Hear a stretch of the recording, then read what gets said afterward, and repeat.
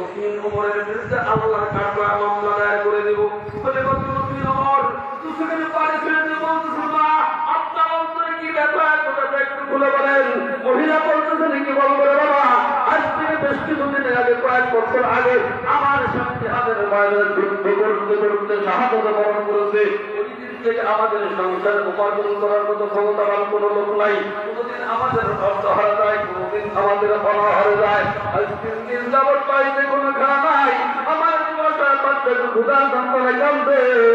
খলিফাতুল মুসলিম ওমর আমাদের কোনো খোঁজ খবর নেয় না। তাই কিয়ামতের ময়দানে আল্লাহর আদালতে ওমরের বিরুদ্ধে মামলা দায়ের করে দিব।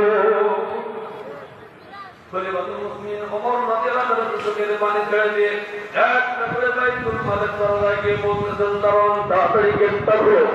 ঘরের মধ্যে গিয়ে বলতেছেন, দাঁড়ান, একটা 18 বস্তা আমার পেটে উঠায় দে। কথাটা শোনার সঙ্গে দাঁড়ান হতভম্ব হয়ে গেছে। ও খলিফাতুল মুসলিম কোথায় 18 বস্তা নেওয়া লাগবে বলেন, আমি নিজেই পৌঁছায় দেব।